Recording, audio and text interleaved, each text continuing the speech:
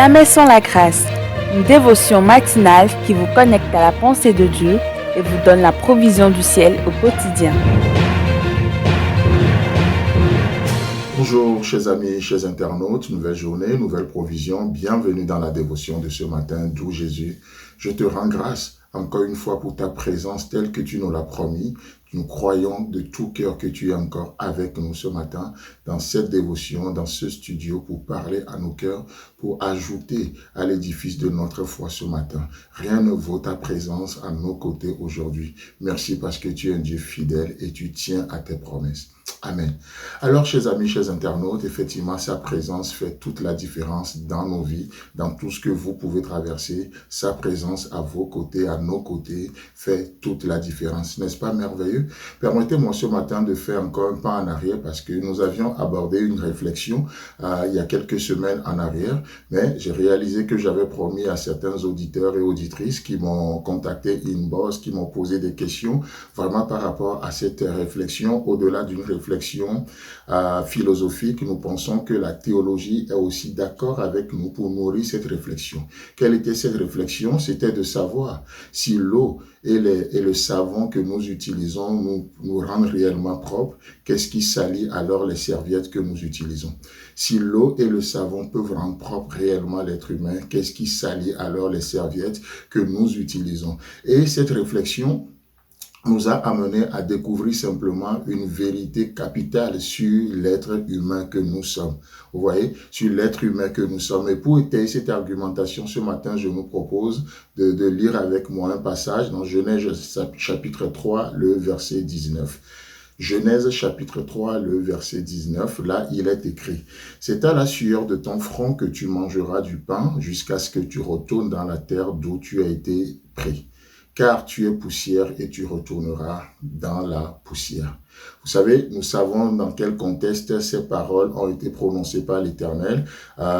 Et du coup, au-delà d'une des paroles de malédiction prononcées par l'Éternel après la chute de l'être humain, nous voyons tout simplement que c'est des paroles qui ramènent l'homme à son origine, à sa genèse. Ce sont des paroles qui essaient de reconnecter l'être humain à qui il est et d'où il a été pris.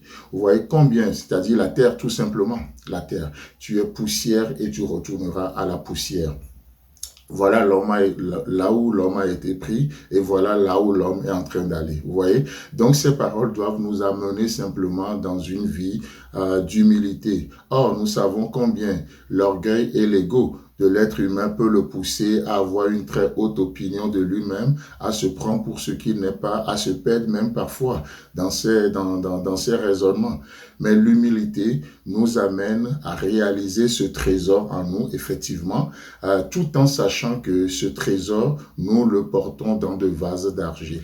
Et ça, c'est ce que j'aimerais que nous réalisons. Je n'aimerais pas juste que nous vivons dans une fausse humilité qui amène très souvent l'être humain à se désapprécier, à dévaloriser les autres. Non, c'est une forme, cette forme d'humilité, c'est une autre forme d'orgueil. Parce que l'humilité, c'est être en accord avec ce que Dieu dit de vous et de ce que Dieu dit concernant les autres.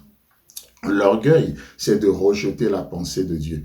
Vous voyez? Donc, ce qui fait, donc du coup, je disais que l'humilité nous amène ou nous ramène tout simplement à réaliser que oui, il y a une valeur, oui, il y a un trésor en nous, mais sauf que ce trésor, nous le portons dans des vases d'argile. N'est-ce pas ce que l'apôtre Paul dit aux Corinthiens, dans 2 Corinthiens chapitre 4, le verset 7?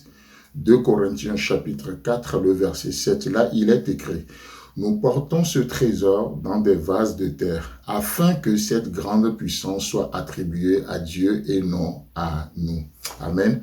Oui, il y a un trésor. Oui, nous avons de la valeur. Oui, nous sommes précieux. Oui, nous sommes importants, certes, mais en Christ. Tout ce que nous sommes de valorisant, nous le sommes en Christ. Non seulement sans lui, nous ne pouvons rien, mais écoutez bien, sans lui, nous ne sommes rien non plus. Mais tout ce que nous sommes, nous le sommes en lui. En lui, nous avons été acceptés par le Père. En lui, le Père nous a aimés. En lui, nous avons été bénis de toutes les bénédictions spirituelles. En lui, nous faisons le plaisir du Père. En lui, nous sommes aimés. En lui, Dieu Dieu nous donne un héritage. Donc, tout ce que nous sommes, nous le sommes en Jésus-Christ. Et c'est pour ça que la Bible dit que ce Jésus en nous, c'est l'espérance de la gloire. Ce n'est pas ce que nous sommes naturellement, mais c'est ce qui est en nous. Chers amis, chers internautes, Dieu voulant, nous allons terminer cette réflexion demain, mais aujourd'hui, pensez à cela. Que Dieu vous bénisse. Si vous avez aimé cette émission, parlez-en à vos amis. Parlez-leur du message de la grâce et de ce qu'il fait dans vos vies. Pour un sujet de prière, une question ou pour devenir partenaire, contactez-nous au 00229 94 75 80 20. Que Dieu vous bénisse et à la prochaine. En attendant, pensez avec Dieu.